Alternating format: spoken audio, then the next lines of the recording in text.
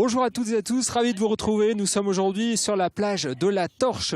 Après une semaine de Coupe du Monde de windsurf, place au stand-up paddle, une planche, une pagaie et c'est la Coupe du Monde. Ici, les meilleurs riders sont réunis pour une semaine. Nous serons avec Ben Carpentier, jeune espoir breton, et puis également Ronan Chatin, l'organisateur de cette Coupe du Monde. Mais tout de suite, l'actualité de ce mardi 28 octobre 2014. Et pour commencer, direction le port de Brest, où le polder a entamé sa mutation depuis plusieurs mois maintenant. En 2020, des éléments d'éoliennes offshore doivent être assemblés sur place. Les élus locaux se sont rendus sur le polder ce mardi. Guy Abalin les a rencontrés. Sur le port de Brest, derrière Océanopolis, depuis plusieurs mois, le balai des camions et des tractopelles est presque incessant. Des travaux de terrassement sur 12 hectares qui s'achèveront en mai 2015. Une première étape d'un vaste projet. D'ici 2020, ce polder proposera 50 hectares dédiés aux activités industrielles.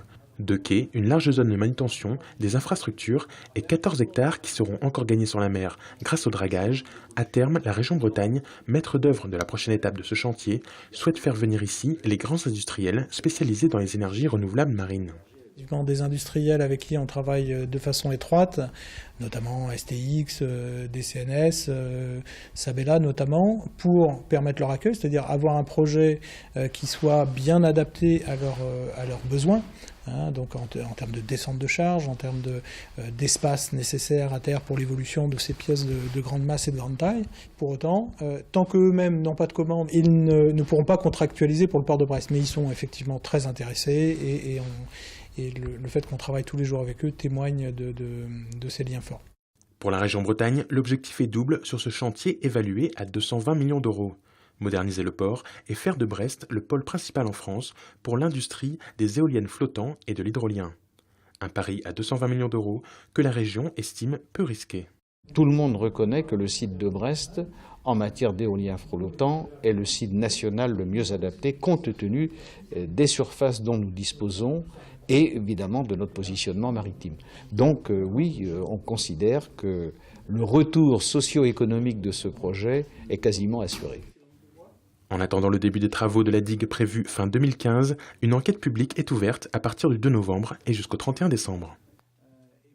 Le Festival européen du film court, ce sera à Brest du 11 au 16 novembre. Ce mardi, les organisateurs ont présenté la programmation. Xavier Patrijon nous présente cette 29e édition. À partir du 11 novembre, il faut sillonner les routes européennes. En tout cas, c'est ce que nous conseille le Festival européen du film court de Brest.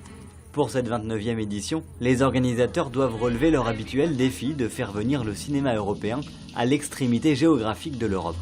C'est un vrai challenge, en même temps c'est une position assez symbolique, mais c'est un vrai challenge pour faire venir les gens. Un public à qui le festival propose 200 films sur 7 jours. Il faut donc trouver l'équilibre adéquat pour que le jury et le public y trouvent leur compte.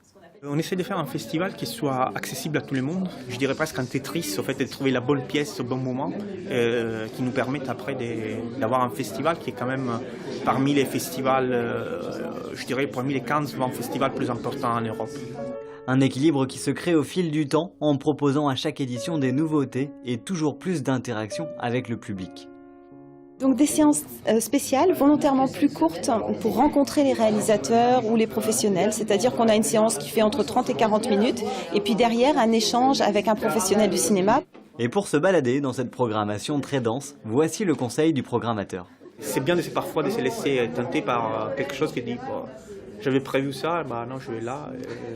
C'est ça l'esprit d'un festival, en fait, c'est aussi d'aller un peu partout, de papillonner à droite et à gauche. Et papillonner librement durant toute la durée du festival, c'est possible, en prenant par exemple l'un des passes festival disponibles sur le site internet du film court. Nous sommes sur la plage de la Torche en compagnie de Ben Carpentier. Bonjour Ben. Bonjour. Alors Ben, compétiteur, 18 ans tout juste et déjà un bon palmarès. Est-ce que tu peux nous expliquer un peu ton parcours? Ça doit faire 4 ans maintenant que je suis le World Tour, donc je suis donc la Coupe du Monde, hein. Voilà, tout à fait, ouais. Donc qui a la Torche aussi depuis 3 ans ici, donc je suis le Tour, ça fait 4 ans. Et donc voilà, cette année, c'est vraiment incroyable. Il y a vraiment Il y a eu des gros sponsors pour cet événement. Il y a vraiment du beau monde qui est venu. Donc c'est vraiment incroyable de voir des riders comme ça ici sur cette place. Des bonnes conditions. Et aussi des super conditions. 1m20 avec du vent offshore. Du coup c'est vraiment incroyable. C'est idéal pour le stand-up. En toute objectivité, parce que Ben, toi, tu es brestois hein, d'origine. Tout à fait. Même de Plougonvelin pour être exact. Et puis tu voyages partout dans le monde aujourd'hui, hein, puisque c'est ton métier. Ouais. Mais ici, tu reviens avec plaisir, quoi.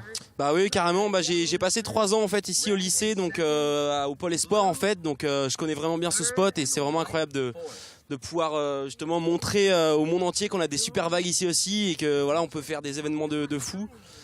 Et des super sportifs parce que tu es quand même en finale de Coupe du Monde. Alors, quelles sont tes chances au niveau sportif? Si on parle vraiment clairement, il y a quand même des grosses pointures en face de toi. Hein. C'est sûr, ouais. Bah là, je vais avoir un hit donc avec quelqu'un du Cap-Vert, donc Ayrton Cosolino. Je vais avoir Sean Pointer, un Américain, et Giorgio Gomez, un Floridien. Donc c'est vraiment, on arrive dans les quarts de finale. Il commence vraiment à avoir du gros niveau.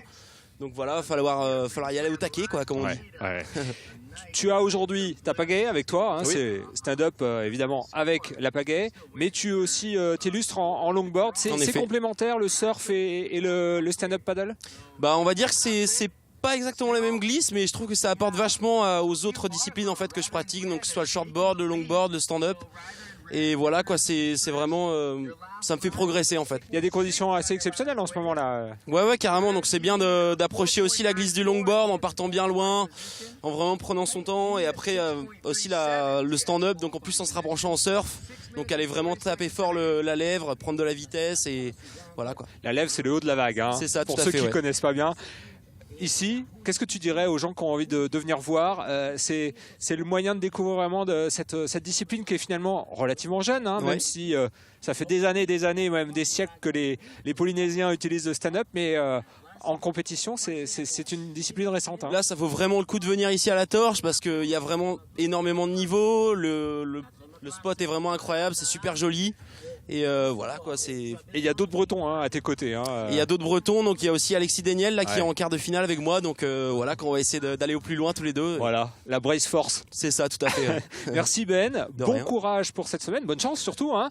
Et puis nous on va continuer notre tour ici à la pointe de la Torche.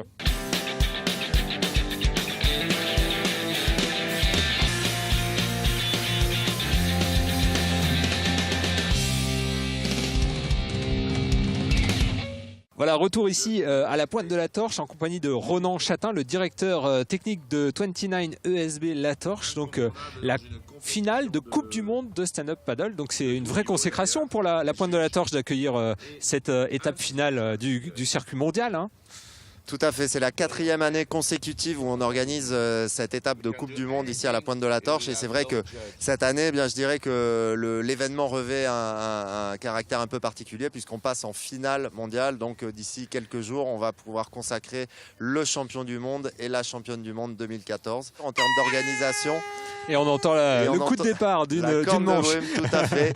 Juste derrière nous, on a les filles qui sont à l'eau. On a aussi une catégorie moins de 16 ans qu'on appelle le Nakamakai. Juste pour parler des chiffres, il y a combien de bénévoles engagés pour accueillir combien de riders ou de suppers, comme on dit, au stand-up paddle? Il y a une équipe de 40 personnes en fait qui est mobilisée autour de cet événement. Donc c'est vrai que ça fait du monde. Et, combien de compétiteurs? 96 exactement. On a deux supports hein, pour rappeler le stand-up paddle, ce que c'est, puisque peut-être que tout le monde n'a pas encore pratiqué finalement. Donc c'est un support excessivement simple qui connaît un grand succès populaire parce qu'avec une planche et une pagaie, finalement on est débutant 10 minutes avec ce support. Alors c'est facile, mais alors dans les vagues qui sont derrière nous à la Torche ici, il faut quand même un peu de technique. Hein. Il faut un peu plus d'expertise en effet, puisque dès que ça se passe dans les vagues, ça devient du surf. Une centaine de riders ici, mais certains viennent de Hawaï, où ils surfent des vagues qui font 4, 5, 10 mètres. C'est vrai qu'on a bien 25 nations représentées, donc c'est véritablement une Coupe du Monde, ça fait aucun doute.